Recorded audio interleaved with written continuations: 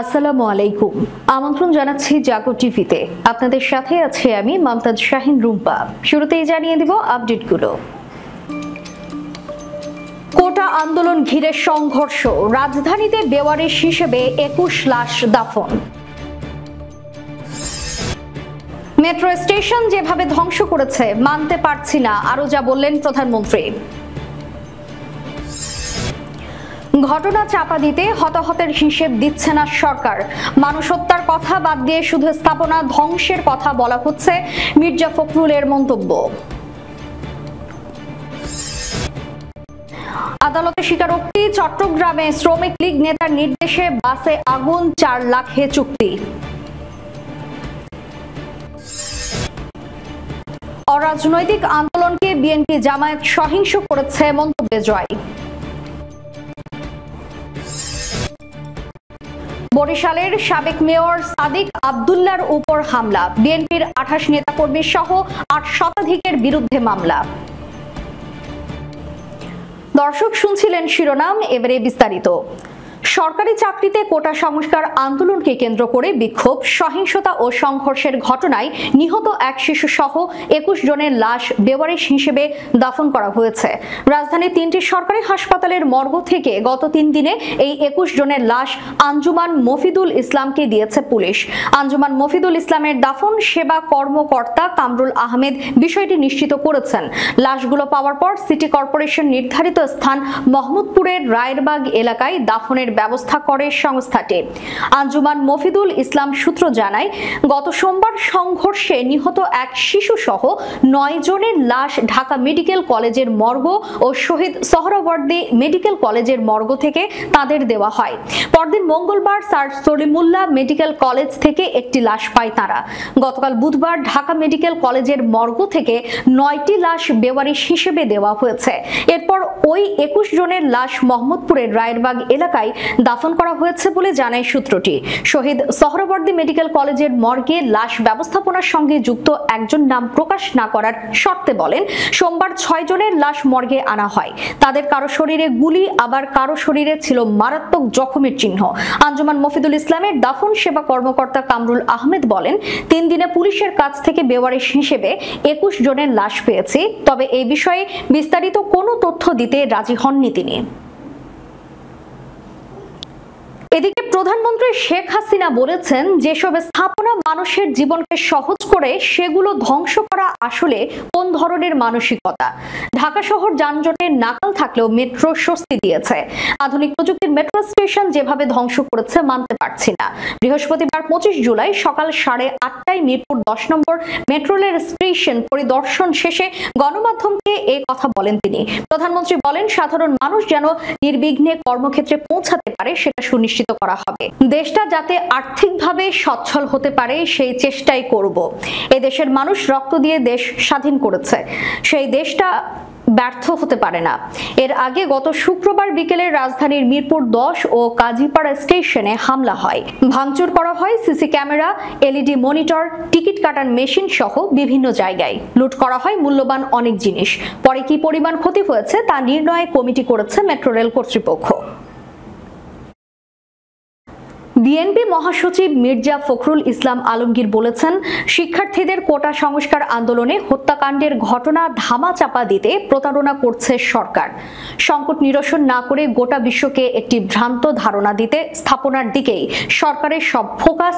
কিন্তু এখন পর্যন্ত কতজনকে হত্যা করেছে, কতজন আহত হয়েছে এর কোনো হিসেব দিচ্ছে না।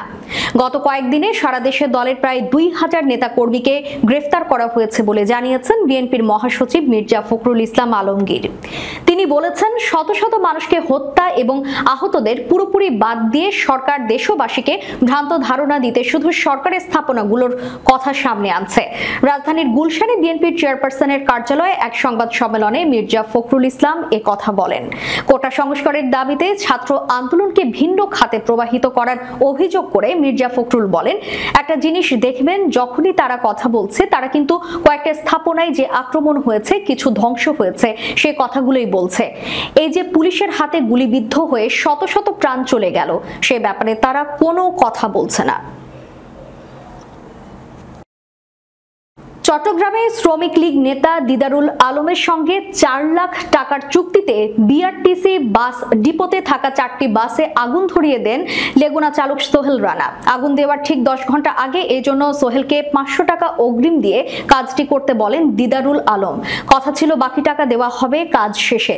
মঙ্গলবার বিকেলে চট্টগ্রাম জুডিশিয়াল ম্যাজিস্ট্রেট আওলাদ হোসাইন মোহাম্মদ জুনাইদের আদালতে 164 ধারায় দেওয়া জবানবন্দিতে এ কথা বলেন সোহেল রানা। গত শনিবার 20 জুলাই দিবাগত রাতে চট্টগ্রামে নতুনপাড়া বিআরটিসি বাস ডিপোতে 4টি বাসে আগুন লাগে। ওই সময় চট্টগ্রাম সহ সারা দেশে কারফিউ জারি ছিল। এ ঘটনায় মামলার পরে পুলিশ সিসিটিভি ফুটেজ দেখে সোহেল রানাকে শনাক্ত করে। 22 জুলাই তাকে গ্রেফতারের পর আগুন দেওয়ার নির্দেশ দাতা হিসেবে বায়েজিদ থানা শ্রমিক লীগের সভাপতি দিদারুল আলমের নাম উঠে আসে। সোহেলের দেখানো মতে পরে বালুচড়া এলাকা থেকে দিদারুল আলমকে গ্রেফতার করে পুলিশ। জবানবন্দিতে সোহেল আদালতকে বলেন তিনি চট্টগ্রাম হাজারী রোডে লেগুনা চালাতেন। 15 দিন আগে লেগুনা চালানো বন্ধ হয়ে গেলে আর্থিক সংকটে পড়েন তিনি। এ সময় দিদারের কাছে আর্থিক সহায়তার জন্য যান। শনিবার দুপুর 2:30টায় সোহেলকে বাস পোড়ানোর প্রস্তাব দেন দিদার। এই জন্য তাকে 4 লাখ টাকা দেবেন বলে জানান দিদার। মামলার তদন্ত কর্মকর্তা হাটহাজারী থানার উপপরিদর্শক রহমত উল্লাহ বলেন, ঘটনার সময় বিআরটিসির ডিপোর ক্লিনিং শেডের পাশে থাকা একটি বাসের সিটের ফোম ছিঁড়ে তাতে ব্রেকের ওয়্যাল লাগিয়ে দিয়াশলাই দিয়ে 4টি বাসে আগুন লাগিয়ে দেন সোহেল। এরপর দেয়াল টপকে পালিয়ে যান। হাটহাজারী থানার ভারপ্রাপ্ত কর্মকর্তা আনোয়ার হোসেন বলেন, শ্রমিক লীগ নেতা দিদারুল আলমের নির্দেশে গ্রেফতারে লেগুনা চালক সোহেল রানা বাসে আগুন ধরিয়ে দেন বলে আদালতে স্বীকারোক্তি দিয়েছেন। এই ঘটনায় মূল অভিযুক্ত দিদারুল আলমকে গ্রেফতার করা হয়েছে। বুধবার 24 জুলাই তাকে চট্টগ্রাম আদালতে পাঠিয়ে 5 দিনের রিমান্ড চাওয়া হয়েছে। আদালত এখনো রিমান্ড শুনানি করেনি। রিমান্ডে নিলে বিস্তারিত জানা যাবে। ছাত্রদের অরাজনৈতিক আন্দোলনকে বিএনপি জামায়াত সহিংস করেছে বলে মন্তব্য করেছেন প্রধানমন্ত্রীর আইসিটি বিষয়ক উপদেষ্টা সজীব ওয়াজেদ জয়। সামাজিক মাধ্যম এক্সে সাম্প্রতিক এক পোস্টে জয় লিখেছেন, এরকম শান্তিপূর্ণ একটি আন্দোলন কিভাবে অগ্নিসংযোগ, ভাঙচুর, সহিংসতা এবং লুটপাটের আন্দোলনে পরিণত হলো। কারণ যথারীতি বিএনপি ও জামাত জোট তাদের নিজস্ব একটি সহিংস আন্দোলন চালানোর জন্য মূলত একটি অরাজনৈতিক এবং অহিংস আন্দোলনকে ব্যবহার করেছে। জয় লিখেছেন, স্বার্থান্বেষী মহলের সম্পৃক্ততা উপলব্ধি করে প্রতিবাদকারীরা নিজেরাই সহিংসতায় লিপ্ত থাকার কথা স্বীকার করে বেশ কয়েকটি বিবৃতি দিয়েছে এবং নিশ্চিত করেছে যে এসব কর্মকাণ্ডের পেছনে একটি তৃতীয় পক্ষ জড়িত রয়েছে, যার সঙ্গে প্রতিবাদকারীদের কোনো সম্পর্ক নেই। তিনি বলেন, গত কয়েকদিনে এই কাপুরুষরা বিক্ষোভকে ঢাল হিসেবে ব্যবহার করে জনগণকে আতঙ্কের মধ্যে ঠেলে দিয়ে ব্যাপক সহিংসতা চালিয়েছে। তারা আইন প্রয়োগকারী কর্মকর্তা, সাংবাদিক, সরকারি ও বেসরকারি পরিবহন এবং সম্পত্তি, গুরুত্বপূর্ণ সরকারি প্রতিষ্ঠান এবং স্থাপনা সমূহকে টার্গেট করেছে।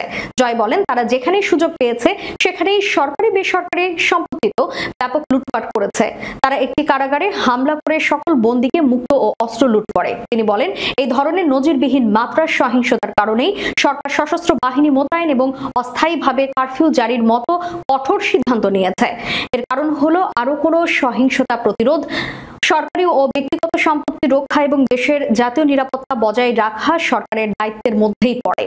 দেশের শিক্ষার্থীরা মোটেও সন্ত্রাসী নয় উল্লেখ করে প্রধানমন্ত্রীর আইসিটি উপদেষ্টা বলেন, বিএনপি জামায়াত চক্র তাদের বাংলাদেশ ভাঙার দলীয় এজেন্ডার আড়ালে সাধারণ শিক্ষার্থীদের ব্যবহার করেছে। তিনি এই পোস্টে লিখেছেন, বিএনপি জামাত কিভাবে সাধারণ ছাত্রদেরকে বাংলাদেশ ভাঙার দলীয় এজেন্ডার জন্য ব্যবহার করেছে, বাংলাদেশের জনগণ রাষ্ট্রের এই শত্রুদের ক্ষমা করবে না। বরিশাল জেলা আওয়ামী লীগের সাধারণ সম্পাদক ও সিটি কর্পোরেশনের সাবেক মেয়র সেরনিয়াবাত সাদিক আব্দুল্লাহর উপর হামলার অভিযোগে মামলা হয়েছে। মামলায় বিএনপির 28 নেতাকর্মী ও অজ্ঞাতনামা 8 শতাধিক জনকে আসামি করা হয়। বুধবার 24 জুলাই মহানগর আওয়ামী লীগের দপ্তর সম্পাদক সুমন সেরনিয়াবাত বাদী হয়ে বরিশাল কোতোয়ালি মডেল থানায় মামলাটি করেন। বিষয়টি নিশ্চিত করেছে কোতোয়ালি মডেল থানার ভারপ্রাপ্ত কর্মকর্তা ওসি আরিচুল হক।